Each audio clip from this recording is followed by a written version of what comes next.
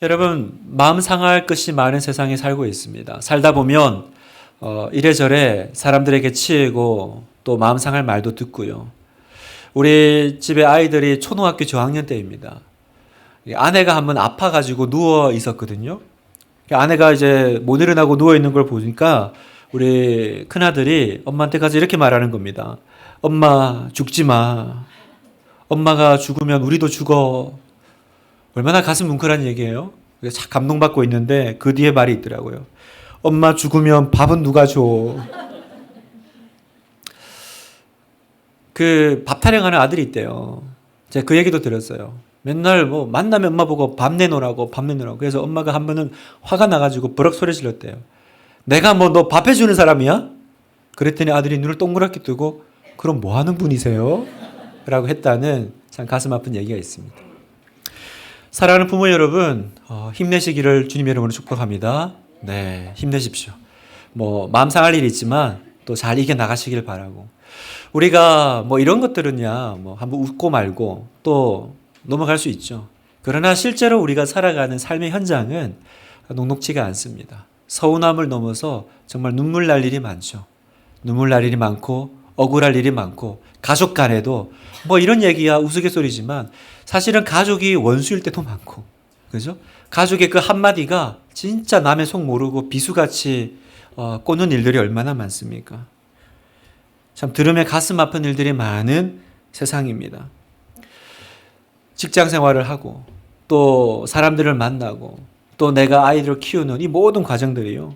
우리가 그냥 교회 사람들만 모여가지고 내 옆에 있는 이 천사 같은 분들하고만 삶이냐 무슨 뭐 고민이 있겠습니까만은 우리가 사는 세상은 안 믿는 사람들이 사는 세상과 다른 세상이 아니잖아요. 똑같은 세상에 살고 있습니다.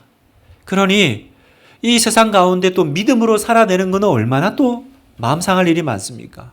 예수 믿는 것 때문에 눈치 보이고 너만 교회 다니냐 예수 믿는 사이에서도 눈치 보이고 내가 말씀대로 살려고 하면 손해보는 것이 많고 눈물 흘릴 일이 많고 한마디로 여러분 이 세상은 여러분의 마음을 상하게 할 거예요. 그래서 제가 오늘 설교를 정하면서 설교 제목을 마음 상하는 세상에서라고 처음에 했다가 제목을 바꿨습니다. 그렇습니다 여러분. 우리가 참 마음 상할 세상에 살고 있습니다. 그럼 우리는 어떻게 살아야 될까? 오늘 이 본문의 말씀을 통해서 하나님이 주시는 위로와 또 도전을 받기 원하는데요. 오늘 본문의 배경은 여러분이 한 번쯤 들어보셨던 소돔과 고모라, 영화도 있잖아요. 소돔과 고모라 이야기입니다. 이 성이 참 이렇게 악하고 참 이렇게 문제가 많은 도시였던 것 같아요. 창세기 18장 20절에 보니까 여호와께서 또 이르시되 소돔과 고모라에 대한 부르짖음이 크고 그 죄악이 심히 무거우니 내가 이제 내려가서 그 모든 행한 것이 과연 내게 들린 부르짖음과 같은지 그렇지 않은지 내가 보고 알려 하노라. 성경은 이 소돔과 고모라의 죄가 심히 무겁다라고 표현합니다. 심히 무거워. 그래서 그 죄에 대한 원성이 하나님에게까지 상달되었다, 도달되었다. 이렇게 말씀하고 있습니다. 하나님이 직접 어느 한 도시의 죄에 대해서 더 이상은 내가 간과할 수 없다라고 말씀하신 거예요. 도대체 어느 수준이었을까? 어떤 수준이었을까요? 우리가 그 당시에 그 도시의 상황들을 다 알 수는 없지만 우리 그 다음 이어지는 창세기 19장에 보면 그 성의 영적인 상태를 알 수 있는 내용들이 등장합니다. 그 19장에 보면 하나님께서 천사들을 보내세요. 그 성이 실제로 얼마나 악한지, 얼마나 문제가 많은지 천사들을 사람의 모양으로 해서 그 성을 방문해서 알아보게 하시거든요. 그래서 성경에 보면 그 천사들이 그 성에 도착했을 때가 이제 나오는데 그 성에 도착했을 때 잘 보세요. 창세기 19장 4절 5절. 그들이 눕기 전에 그 성 사람 곧 소돔 백성들이 노소를 막론하고 원근에서 다 모여 그 집을 에워싸고 롯을 부르고 아브라함이 조카죠. 그에게 이르되 오늘 밤에 내게 온 사람들이 어디 있느냐? 이끌어내라. 우리가 그들을 상관하리라. 여기서 우리가 두 가지 사실을 알 수 있는데 첫 번째, 성경은 천사들이 저녁 때에 도착했다고 말씀합니다. 그런데 여기 보니까 그 성의 사람들이 그 소식을 어떻게 알았는지요? 눕기 전에 그 소돔과 고모라를 에워싸 모였다라는 거예요. 여러분 생각해 보세요. 저녁 때 도착했는데 눕기 전이면 그건 굉장히 짧은 시간이에요. 요즘같이 뭐 전기가 있어가지고 밤 늦게까지 이렇게 뭡니까 시간을 보낼 수 있는 시대가 아니잖아요. 해 떨어지면 잘 때예요. 그러니까 저녁 때 도착했는데 자려고 누웠다라는 그 시간은요, 그 짧은 시간에 온 도시 사람들이 다 모인 거예요. 근데 이유를 설명합니다. 왜 모였냐? 새로운 남자들이 들어왔다는데 누구냐? 내 나라는 거예요. 우리가 그들을 상관하니라.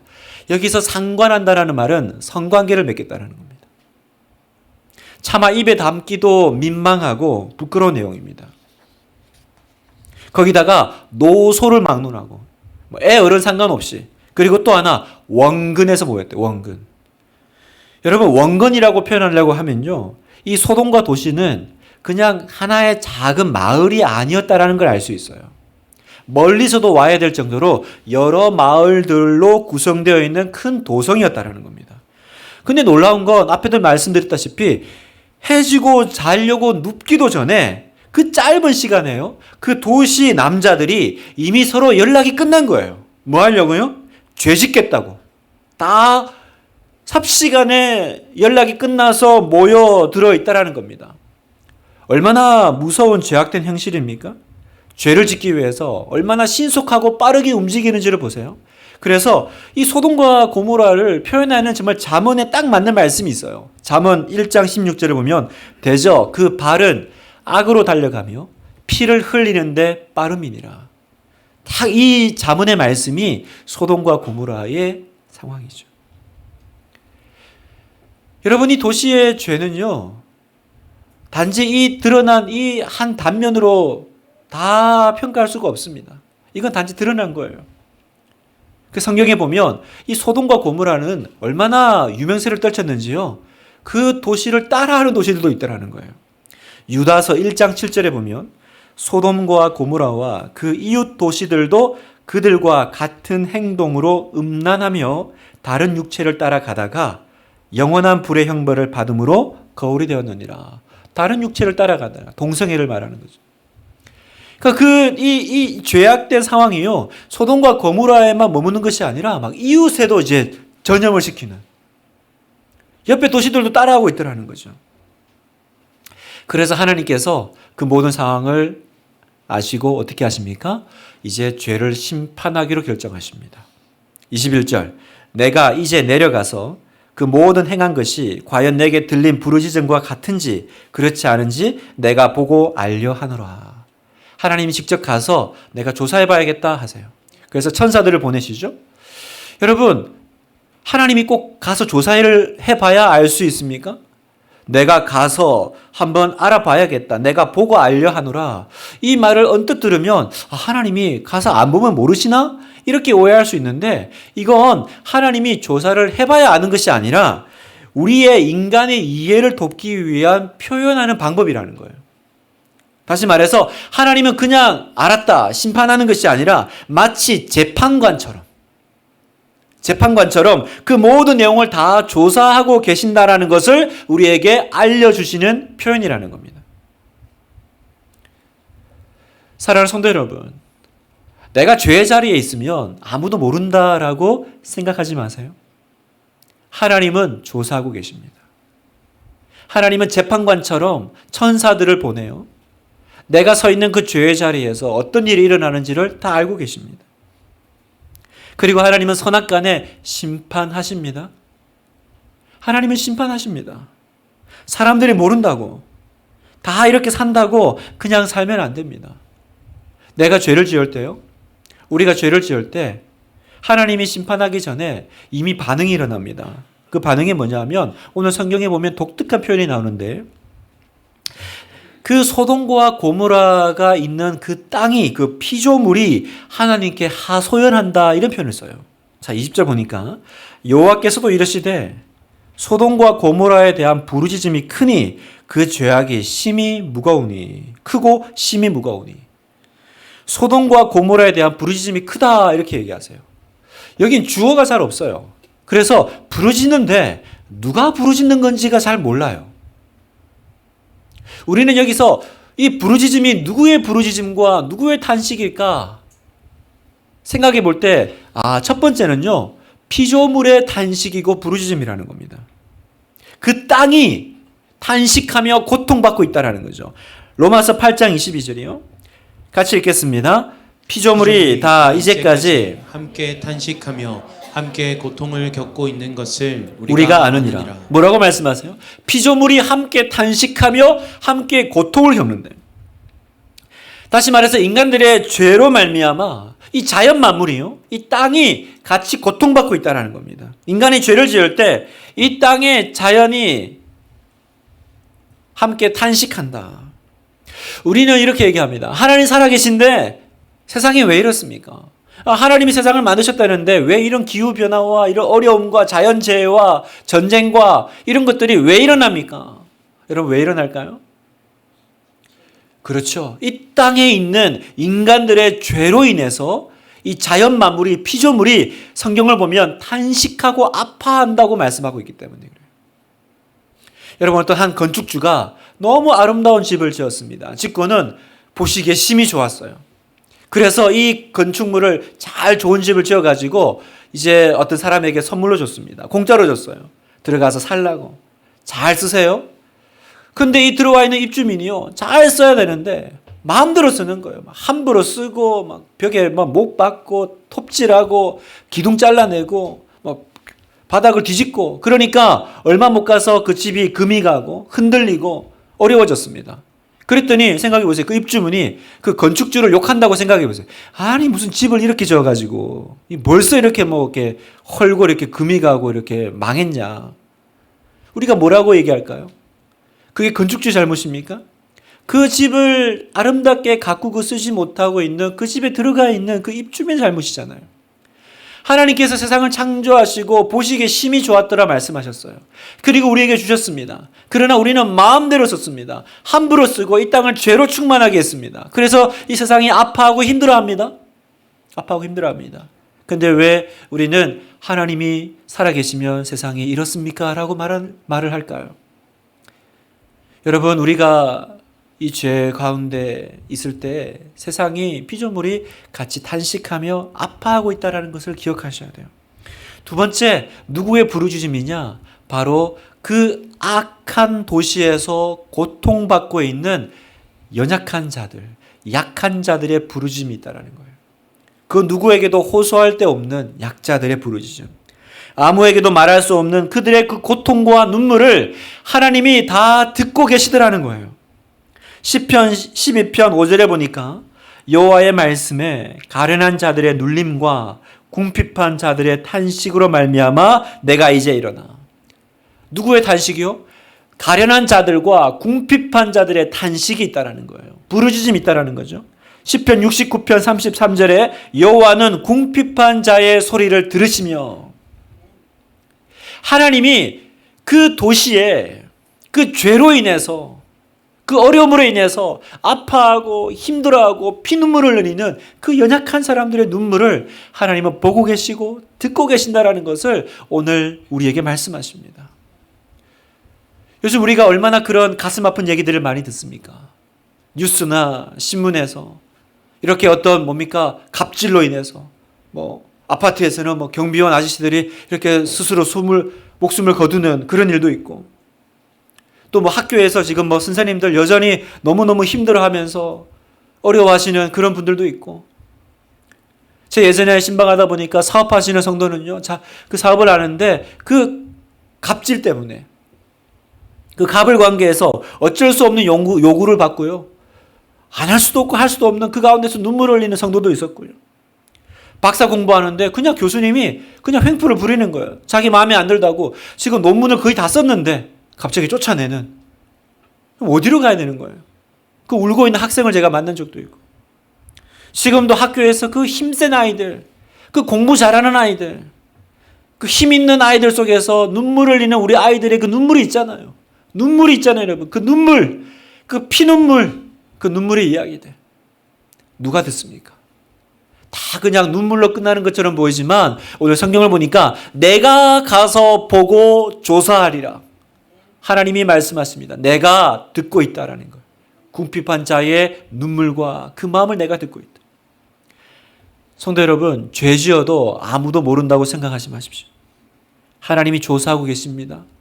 오늘 내가 혹시 그런 자리에 있다면, 누군가를 아프게 하고, 내가 혹시 나도 모르게 그런 갑의 자리에서 나도 모르는 그런 어떤 어려움을 겪게 하고 있다면 나 자신을 돌아보십시오. 항상 내가 어리라고 생각하지 마십시오. 내가 누군가에게는 갑이 되어서 가슴을 아프게 할 수 있습니다. 하나님의 천사가 지금 여러분의 문 앞에 와서 조사를 하려고 기다리고 있다는 걸 기억하셔야 돼요. 그리고 또 고난 가운데 있는 여러분, 눈물을 흘리며 아무에게도 말할 수 없어서 혼자 피눈물을 쏟고 있는 여러분, 하나님께서 선악간에 심판해 주실 것을 믿으십시오. 하나님께 여러분의 상소문을 올리십시오. 이것이 오늘 내가 눈물을 거둘 수 있는 이유입니다. 하나님이 조사하신다. 하나님이 아신다. 나의 마음을, 하나님이 나의 억울함을, 하나님이 나의 이 원통함을 하나님이 아신다. 올려드리십시오. 그때 내가 나의 눈물을 거둘 수 있습니다.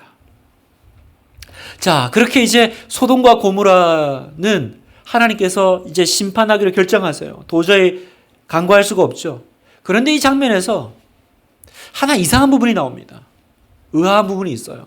뭐냐면 이 소돔과 고모라는 심판받아 마땅하잖아요. 또 하나님 이미 결정하신 것처럼 보여요. 그런데 하나님께서 이 모든 상황을 갑자기 가다가 돌아서서는 아브라함한테는 말해줘야겠다 이러시는 거예요.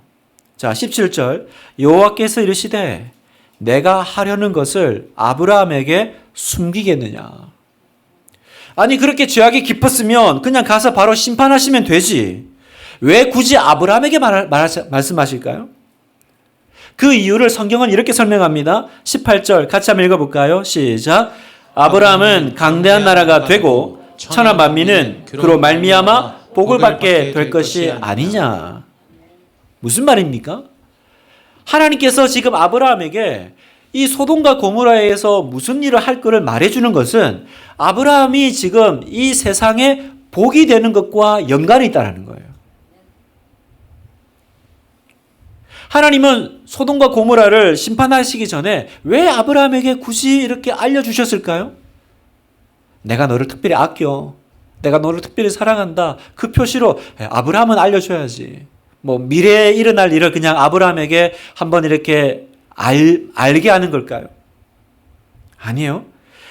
아브라함을 특별히 아낀다는 표시가 아니라 이 내용은요. 이 이야기를 전해들은 아브라함에게 하나님께서 뭔가 지금 기대하고 있는 게 있다는 거예요. 아까 그 18절에는 그 기대가 뭐냐면 네가 복이 돼야지 라고 말씀하셨어요. 여러분 이 이야기는 하나님이 아브라함을 처음 부르셨을 때도 하신 얘기예요. 창세기 12장 3절에 보면 너를 축복하는 자에게는 내가 복을 내리고 너를 저주하는 자에게는 내가 저주하리니 땅의 모든 족속이 너로 말미암아 복을 얻을 것이라 하신지라. 너로 말미암아. 아까 우리 18절에는 천하 만민은 그로 말미암아. 하나님께서 지금 아브라함에게 계획하시고 기대하는 건 뭐냐면 세상이 너로 말미암아 복받기를 원해. 너로 말미암아 구원받기를 원해잖아요. 그러면 생각해 보세요. 아브라함은 어떻게 세상에 복이 될까요? 내가 거부가 되고 저기는 망하지만 나는 다행이다. 안 죽어서 살았네. 그게 세상에 복 같지는 않잖아요, 여러분. 어떻게 하면 아브라함이 세상에 복이 될 수 있을까? 그건 바로 나로 말미암아, 아브라함으로 말미암아, 다시 말하면 하나님과 세상 사이에 중재자 역할을 할 때, 그때 아브라함은 세상을 구원하는, 세상을 복되게 하는 복이 되고 복의 통로가 된다라는 것입니다. 이게 바로 하나님께서 이 악한 세상에서 아브라함을 먼저 선택하시고 부르신 이유예요. 내가 너만 사랑해.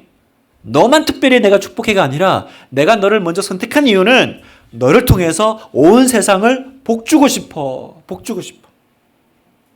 사랑하는 성도 여러분, 만약에 우리가 이 악한 세상을 보면서 가슴 아파하면서 이 세상에 대해서 심판만을 기대한다면 이 세상은 악해. 심판받아 마땅하지. 맞아. 하나님 얼른 역사하세요. 이건 그냥 두시면 안 됩니다. 그러면 우리가 세상 사람들하고 무슨 차이가 있나요? 그런 이야기는 세상도 합니다. 벌 받아야 돼. 벌 받아야 돼. 천벌 받을 거야. 그런데 우리도 같은 얘기를 하고 있다면 무슨 차이가 있나요?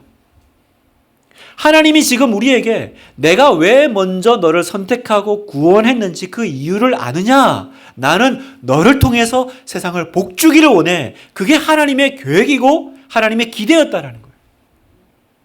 이사야서를 보면 이와 관련된 하나님의 그 마음이 등장하는데요. 제가 좀 길지만 읽겠습니다. 한번 잘 보세요. 이사야 59장 13절에 우리가 여호와를 배반하고 속였으며 우리 하나님을 따르는 데서 돌이켜 포악과 패역을 말하며 거짓말을 마음에 잉태하여 나오니 정의가 뒤로 물리침이 되고 공의가 멀리 섰으며 성실이 거리에 엎드러지고 정직이 나타나지 못하는도다. 성실이 없어짐으로 악을 떠나는 자가 탈취를 당하는도다. 여호와께서 이를 살피시고 그 정의가 없는 것을 기뻐하지 아니하시고 사람이 없음을 보시며 중재자가 없음을 이상히 여기셨으므로 자기 팔로 스스로 구원을 베푸시며 자기의 공의를 스스로 의지하사. 지금 무슨 말입니까? 지금 이사야서의 그 시대가 얼마나 악한지 하나님도 기뻐하지 않으세요. 그리고 이 내용을 보니까 하나님도 지금 무슨 일이 일어나는지 다 알고 계시네요. 여기 보니까 악을 떠나는 자가 탈취를 당하는도다. 다시 말하면 착하게 살려고 하는 사람이 더 어려운 일을 겪는다는 거예요. 그래서 그걸 하나님께서 기뻐하지 않으시고 하나님이 그걸 가슴 아파하세요. 그러면서 또 하나 이상하게 생각하는 게 있다. 그게 뭐냐 하면 왜 중재자가 아무도 없지? 이걸 이상하게 생각해요. 우리는 항상 하나님 왜 이렇게 이 세상이 악합니까? 왜 저는 이런 세상 가운데 살고 있습니까? 라고 물을 때 하나님은 되물으세요. 그렇게 악한 것을 아는 너는 지금 뭘 하고 있느냐라고 물으시는 거예요. 하나님 왜 우리 집은 이렇습니까? 하나님 왜 우리 교회는 이렇습니까? 하나님 왜 내 직장은 이렇습니까? 안다. 나도 안다. 그런데 그걸 아는 너는 거기서 뭐하니? 여러분 뭘 기대하고 계실까요? 왜 하나님은 아브라함에게 소돔과 고모라를 심판하실 계획을 숨기지 않고 다 말씀하셨어요? 들었지? 내가 이렇게 할 거다. 기대해. 그랬을까요? 하나님은 그 죄를, 그 부르짖음을 간과할 수 없기 때문에 공의를 행하셔야 되지만 또 한편은 뭐예요? 그러나 그 소돔과 고모라도 하나님의 구원의 대상이라는 거예요. 우린 이걸 놓쳐요. 심판하시기 전에 누군가가 그 심판을 막아낼 중재자가 없을까? 에스겔 22장 30절 같이 한번 읽겠습니다. 시작. 이 땅을 위하여 성을 쌓으며 성 무너진 데를 막아서서 나로 하여금 멸하지 못하게 할 사람을 내가 그 가운데에서 찾다가 찾지 못하였으므로 내가 내 분노를 그들 위에 쏟으며 내 진노의 불로 멸하여 그들 행위대로 그들 머리에 보응하였느니라. 주 여호와의 말씀이니라. 심판을 막아낼 사람을 찾다가 찾지 못하여. 하나님은 공의를 행하셔야 되고 하나님은 심판하셔야 됩니다. 그러나 동시에 하나님은 그 성을 불쌍히 여기시고 구원하기를 원하세요. 누가 없니? 누가 이 심판을 막아낼 한 사람이 없니? 여러분, 돌아온 탕자 이야기에서 아버지의 마음은 뭐예요? 그 뻔히 살아있는데 그 유산을 물려달라고 하는 건 얼마나 표륜적인 죄입니까? 그렇게 재산을 가지고 떠났지만 아버지의 마음은 어디 있어요? 그 아들 언제 돌아오나? 그 아들 생사를 궁금해하는. 그런데 큰 아들은 어떻게 살고 있습니까? 그 둘째 아들 돌아오는 거 싫은 거예요. 둘째 아들 관심이 없어요. 아버지가 성경에 나오지 않지만 아버지가 제 상상력을 동원해 보면 큰아들한테 혹시 묻지 않았을까요? 너 혹시 동생 얘기 들은 거 있니? 돈시소 혹시 들었어? 그때 큰아들이 아버지 걔 이름 입에도 담지 마세요. 아주 그런 못된 놈이 어디 있어요? 걔가 우리 집에 한 게 뭐가 있습니까? 아버지 마음만 힘들게 하고 아버지 그 아들 잊어버리세요. 무한해진 아버지는 그 뒤로 큰아들한테 한 번도 동생 이야기는 묻지 못하고 대신 뭐 했을까요? 눈만 뜨면 저 동구밭에 마을 밖에 나가서 그 나간 잃어버린 그 아들 기다리는 그 아버지. 여러분, 아버지의 마음을 큰아들이 알았다면 아버지는 왜 나한테 송아지를 안 잡아주시냐? 아버지는 왜 나한테 섭섭하게 하시냐? 그럴 것이 아니라 그 아버지의 마음을 아는 큰아들은 어떻게 해야 돼요? 아버지 걱정하지 마세요. 제가 한번 찾아볼게요. 제가 동생 어디 있는지 한번 알아볼게요. 제가 한번 가서 설득해서 데려올게요. 네가 그래줄래? 네가 그래줄래? 아버지 제가 할게요. 그게 여러분 아버지의 마음을 아는 큰아들 아니에요? 아버지 그런 아들은 심판받아 마땅해요. 아주 못된 놈이에요. 우리 안에 여러분 그 큰아들의 마음이 없습니까? 우리 안에 큰아들의 마음이 없습니까? 항상 하나님 뵙 서운해요. 왜 하나님은 나를 이렇게 서운하게 하시나? 왜 난 송아지 안 잡아주시나? 근데 하나님의 마음은 어디 있다고요? 저 세상에 잃어버린 그 아들들에게. 아브라함은 그 마음을 이해한 거예요. 그래서 여러분 이 이야기를 듣고 그 다음에 아브라함이 뭐예요? 하나님 앞에 기도 시작하죠.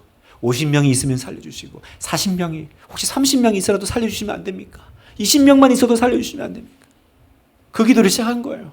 아버지 마음을 눈치챈 거예요. 내가 심판할 거다. 얼른 하세요 하나님. 얼른 하셔야죠. 조금 오래 걸렸어요. 빨리 가세요. 그러지 않았어요. 하나님 살려주세요. 살려주세요. 살려주세요. 여러분 원래 이 기도는 누가 해야 되냐면 그 소돔과 고모라에 있는 롯이 해야 돼요. 여러분 소돔과 고모라에는 의인이 있었어요. 신약 성경에 보니까 롯도 우리는 무시하지만 롯도 의인이라고 하십니다. 베드로후서 2장 7절 8절. 무법한 자들의 음란한 행실로 말미암아 고통당하는 의로운 롯을 건지셨으니 이는 이 의인이 그들 중에 거하여 날마다 저 불법한 행실을 보고 들음으로 그 의로운 심령이 상함이라. 아, 그 소돔과 고모라에 의로운 한 사람 롯이 있었네요. 그리고 그 땅의 죄악을 보고 있네요. 보면서 마음 상해하고 있네요. 아, 이게 왜 이러지? 그런데 롯은 거기까지라는 거예요. 그냥 마음만 상해. 마음만 상해요. 여러분 성도는요, 괴로워하고 한탄만 하는 것이 전부가 아닙니다.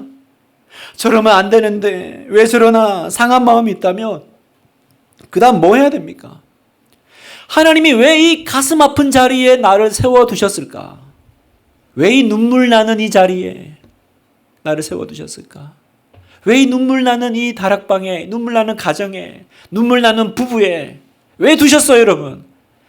마음 상하라고? 그거 보면서 그냥 내가 떠나야겠다. 내가 떠나야겠어.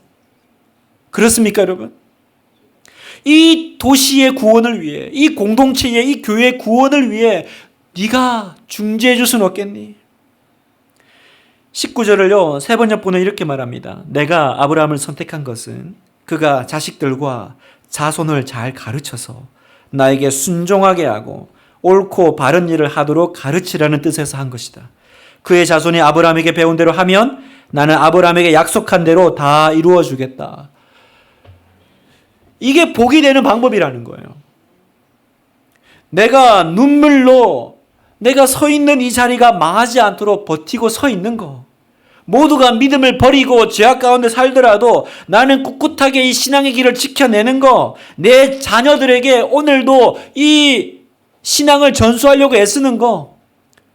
마음 상하죠 여러분. 마음 상할 일 얼마나 많습니까? 아침마다 주일 아침마다 전쟁 치르는 우리 가족들 있죠. 안 일어나겠다는 애들 막 뺨을 때려가며 일어나. 그리고 막 남편 안 나오고 막 상해가지고 차 오는 내내 막 마음 상해서 예배 오시는 분들 있죠? 있을 거예요. 여러분, 그래도 내가 그 자리에 버티고 있는 거, 내가 그 자리를 지켜내는 거, 그게 그 도시 가운데 하나님이 나를 세우신 이유라는 거예요. 그게 복이라는 거죠. 내가 너를 복되게 하며 내가 너를 복의 통로 삼겠다. 만약에 그 소돔과 고모라의 롯이 그렇게 했더라면 소돔과 고모라의 운명은 바뀌었을 수도 있겠다 생각이 들어요. 성 전체는 전도 못했겠죠. 적어도 그 딸과 그 사위들에게만이라도 제대로 가르쳤더라면, 아브라함의 이 하고 있는 이 중보기도를 롯이 그 소돔과 고모라에서 하고 있었더라면 얼마나 좋았을까? 얼마나 좋았을까? 그런데 롯은 뭐 했어요? 성경에 보니까 심령만 상한 채 거기에 머물러 있었어요. 이렇게 머물러는 있는데 그냥 마음만 상해서 그냥 있어요. 성도 여러분, 오늘 주님은 교회 안에서 이런 사람을 찾으십니다. 마음이 상한 사람보다 복이 되는 중보자를 찾고 계십니다. 우리 하나 교회 안에 마음 상한 사람들이 많은 교회가 아니라 복이 되는 분들이 많기를 주님의 이름으로 축원합니다. 아브라함은 50명에서 시작해서 40명, 30명 기도해요. 그러다 갑자기 10명에서 멈춰버립니다. 창세기 18장 32절에 보면 아브라함이 또 이르되 주는 노하지 마옵소서. 내가 이번만 더 아르리이다. 거기서 10명을 찾으시면 어찌하려 하시나이까. 이르시되 내가 10명으로 말미암아 멸하지 아니하리라. 여호와께서 아브라함과 말씀을 마치시고 가시니 아브라함도 자기 곳으로 돌아갔더라. 10명까지 했어요. 왜 더 안 물어봤지? 이게 더 안 물어보니까 하나님이 아브라함과 말씀을 마치시고 가버리신 거예요. 우리 안에 그런 아쉬움이 있는 거예요. 좀 더 기도하지. 한 5명은요? 3명은요? 아브라함이 기도를 끝까지 안 해가지고 결국은 망했구나. 우리는 그렇게 생각할 수 있습니다. 여러분, 이건 그 의미가 아니에요. 아브라함이 하나님 앞에서 그 기도를 멈춘 건 깨달았어요. 지금 내가 뭐 하고 있나? 숫자가 중요한 게 아닌 거예요. 하나님하고 지금 숫자로 지금 뭔가 딜을 하고 있는 게 아니라 그냥 묻다가 보니 하나님 마음 깨달았어요. 하나님 그냥 살리고 싶어 하시는구나. 무슨 핑계를 대서라도 그냥 살리고 싶어 하시는데 내가 무슨 40명은 30명은 하나님은 살릴 뭐라도 구석이 있었으면 살렸을 거구나. 그래서 멈춘 거예요. 이게 아버지의 마음이에요. 내 아들 돌아오기를 기다리는, 너무 잘못했지만 그러나 기다리는. 말씀을 마무리하겠습니다. 오늘 이 자리에 마음이 크게 상한 분 계십니까? 마음이 상한 채로 어떤 가정 가운데, 교회 가운데, 공동체 가운데, 직장에서 또 누군가의 관계 속에서 있습니까? 여러분의 그 상한 마음을 하나님이 아십니다. 하나님이 조사하세요. 천사들을 보내요. 여러분의 모든 상황을 다 아십니다. 그러니 여러분 이거 믿고 힘내세요. 누가 알아주나? 누가 알아주나? 아니요. 반드시 하나님께서 심판하시고 해결해 주실 겁니다. 그러나 여러분 거기서만 그치지 마세요. 항상 마음만 상하여 아무것도 못하는 롯이 있습니다. 그러나 더 나아가 세상에 복이 되는 아브라함도 있습니다. 여러분은 누가 되시겠습니까? 맨날 거기 머물러서 참 가슴 아파하고 눈물 흘리고 마음 상해하는 롯이 되겠습니까? 아니면 하나님이 나를 왜 여기에 보내셨지? 왜 이걸 나에게 보여주시지? 내가 복이 되게 하시는구나. 여러분, 제자 옥한음이라는 영화를 촬영한 그 김상철 감독님이 계신데 그분의 그 부활이라는 책에 보면 한 가지 특별한 정의가 나오는데 상처와 상흔입니다. 상처와 상흔. 상처는 뭐냐면 마음만 상해 있는 사람들이 상처 있는 사람들이죠. 그런데 성도는요, 상처만 있는 사람이 아닙니다. 그 상처가 복음으로 회복된 거예요. 그리고는 이제는 그 상처가 나은 흔적, 그게 바로 상흔입니다. 상흔. 성도는 상처가 아니라 상흔을 가지고 있는 거예요. 그래서 그 상흔을 가지고 지금 상처를 가지고 있는 누군가를 위로하고 살리는 사람이 성도다. 아멘이시죠? 여러분이 상처 있는 사람을 넘어 상흔을 가진 성도 되기를 축복합니다. 여러분이 그렇게 되기로 선포하십시오. 믿으시면 아멘 할까요? 상처 없는 사람이 누가 있습니까? 나는 이런 상처 저런 상처. 그러나 하나님은 여러분을 상처 입은 치유자로 세우실 겁니다. 세상을 구원하는 복의 통로가 되게 하실 것입니다. 여러분의 그 흔적이 있죠. 그 흔적을 보고 사람들이 물을 것입니다. 그 흔적을 어떻게 나았냐고. 어떻게 나았냐고. 그 상흔이 상처 입은 세상을 구원할 겁니다. 어서 빨리 와서 심판해 버리세요, 하나님. 하나님 이거 그냥 참지 마세요. 그건 세상도 하는 얘기입니다.